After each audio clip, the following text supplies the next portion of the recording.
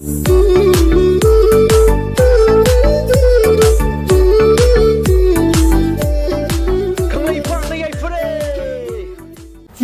거의 참 땅을 받더니 여기 비니지 뭐. 자니기 시부걸 하나 딱 두는지 뭐. 아, 마이 마티고. 내가 왜? 그 뭐 가지시다. 내가 용장 짜닝네 미 낭나 용장 부살라 보지. 수바자니 비시 용상시대. 내가 가기 와리라 이제 뭐. 아. 떨어지라. 쟤네 또 잘하거든 돼. 야이네. 바로 꾸이꾸이는 쟤네 또 누아있는. 다시 내 이렇게 뭐. 아들이 명. 짜닝네 미네. 용장이로 팔라 이제 너나. 다니면 그 팔레이라 봐. 용장 우버데 판. 용장 어디 팔레이라. 아들이 명. 쟤네 스타워지. 이엔가 어디 용장 갔다 오지. 랑나이 라겠어. 안 오르. 가만 어디.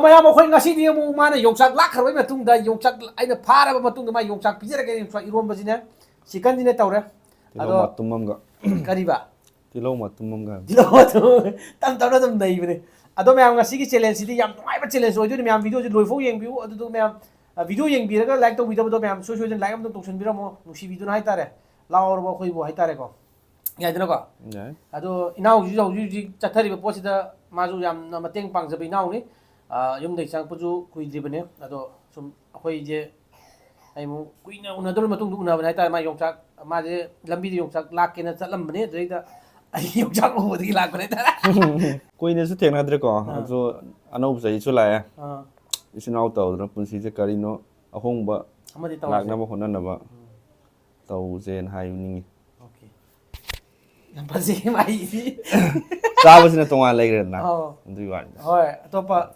ꯀꯩꯅꯣ ꯆꯥꯎꯈꯠꯄ ꯑꯣꯏꯃꯤꯟꯅꯔꯁꯤ ꯁꯤꯅꯤ ꯃꯥꯏꯁꯦ ꯑꯗꯨ ꯃꯌꯥꯝ ꯆꯥꯎꯈꯠꯄ ꯅꯨꯡꯉꯥꯏꯕ ꯑꯗꯨ ꯑꯣꯏꯃꯤꯟꯅꯁꯤ ꯏꯅꯥꯎꯁꯨ ꯉꯟꯇꯥꯅ ꯅꯨꯄꯤ ꯊꯤꯕ ꯑꯣꯏꯔꯁꯨ ꯅꯨꯄꯤ ꯊꯤꯕ ꯐꯪꯕ ꯑꯣꯏꯔꯁꯅꯨ ꯅꯨꯄꯤꯁꯨ ꯂꯩꯇ꯭ꯔꯤꯕꯅꯤ ꯃꯌꯥꯝ ꯑꯗꯣ ꯀꯔꯤ ꯍꯥꯏꯗꯣꯏꯅꯣ ꯑꯩ ꯌꯥꯝꯅ ꯗꯤꯃꯥꯟꯗꯤ ꯇꯧꯅꯤꯡꯗꯦ ꯌꯥꯝꯅ ꯋꯥ ꯊꯠꯂꯕ ꯌꯥꯔꯦ ꯌꯥꯔꯦꯀꯣ ꯇꯧꯔꯁꯤ ꯑꯗꯨꯗꯤ ꯇꯧꯔꯁꯤ 3 2 1 ꯁ꯭ꯇꯥꯔꯠ ꯌꯥꯔꯦ ꯅꯝꯃꯤꯀꯣ ꯁꯤꯗ ꯉꯥꯡꯒꯗꯤ ꯀꯩꯅꯣ ꯇꯧꯔꯝꯗꯦꯕ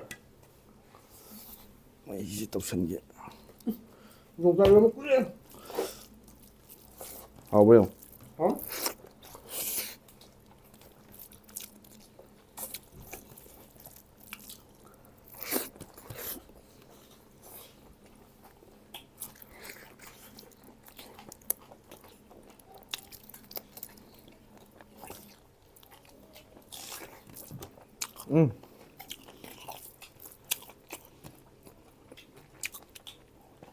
이러면 불럽 짜더라. 예. 짜증나. 이런 안 봐. Ay, bumuhay na video na mali, hindi ka rin.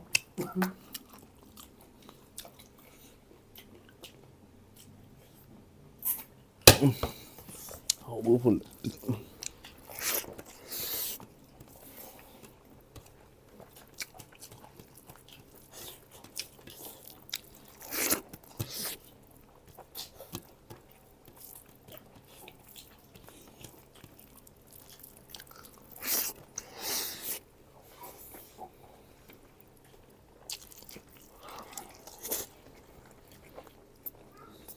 ꯌꯦꯟ ꯃꯍꯤꯒ ꯌꯣꯡꯆꯥꯛ ꯀꯥꯏꯔꯒ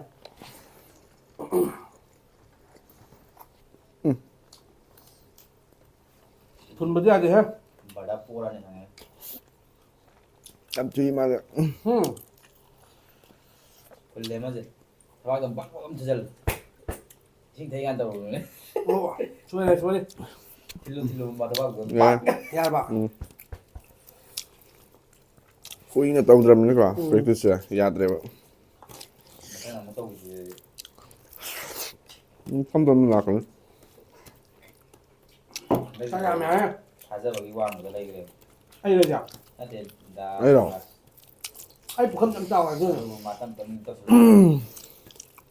본집이네. Sabi lang, di ba? May sak kasal po dyan.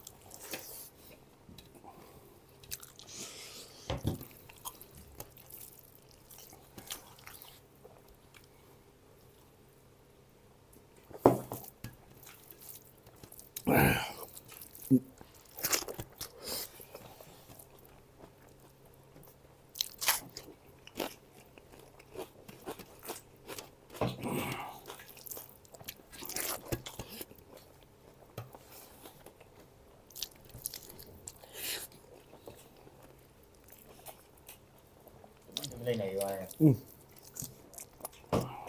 ไปเรียนเลย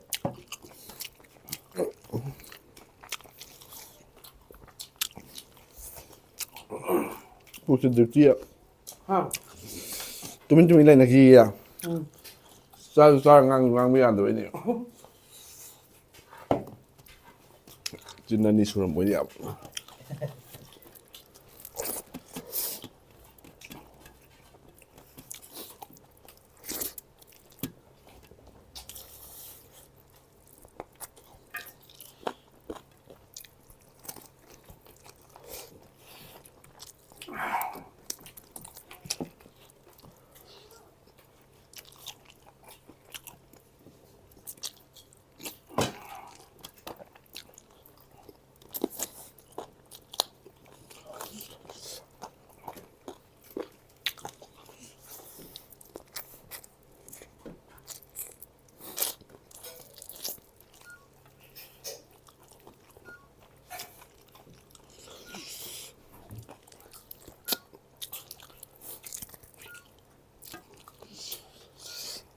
ครับป่ะมาตัวอีกแล้วชื่อมันตุ้มที่เห็นมันก่อนใช่อ่ะ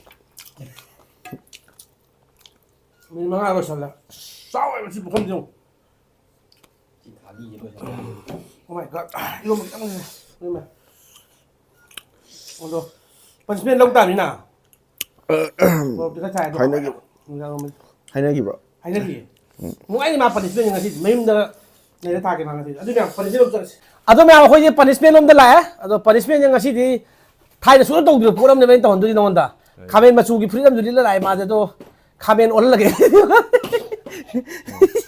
อันนี้ punishment ยังไงที่ punishment ยังไงบ้างยามนั้นตรงงานไปแต่ละอามันก็ต้องดูป่ะไอ้กี่เสียใจไปกล้าไม่ยามจะได้เพชรกูลงเนี่ยมาข้าเสียใจไม่ยามจะที่จะลุ้นๆฉันบ้ามากว่านั่นตระกูลคนด่าmassage makal ahum nang tawwa ma malis ay tare makal ahum tawwa ma ani na choose tawra nang napa mam khalo yar adu nang khare din ai rane na อันนี้นักการอันนี้มันการนะหัววารีนั่ง ani de kana adu na boy wana sai ju de punishment hai du ni no ไม่กล้าจะบุกโลชั่นทำโมโกโยตันเลยนะมาลิสต์ตัวร์มาลิสต์ตัวร์ malis ni tawra hara ba wala ba as malis na nungai dong malis tahol lage de มาลิสต์สุกานะบิเนี่ยว่ะ ha ahum tawra yar ก็มาลิสต์มาขึ้นมา ang sang nungai de kara lok nung pa breng ge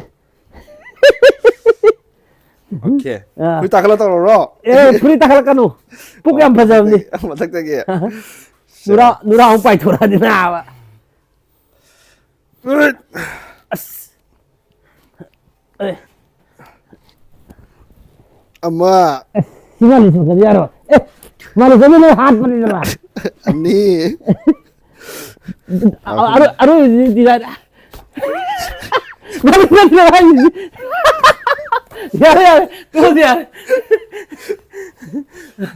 sini pak dah mamu mana ay nungai kata na haram ay di kutum nu intin jale tar di อันตรงนะวันนี้มาลิส nan tong na berapa แม่ตรงนะ nah nang malis di wai sengal mana pa sa ni ta okay guys Okay guys Ado ma'am ngasi kiti punishment file lotion jarage video ji ma'am nungai bi like to biramo ado inaw Instagram link to description dap sarage ma'am so check to view ado ga ato ete ta honing ba punishment le select re ko ado kai ki ta honing ba punishment nungai ga ta bhai tare ko yam harsh ti oi da ba no ka da bhai tare do mun da fet comment dum kan to biramo recommend to biramo mathang dum to jarage ado nang kai ki haning ge สวัสดีก็เลยติ ado ita ga di ma'am ngasi di ma'am video file lotion jarage kanglei pak na yai fare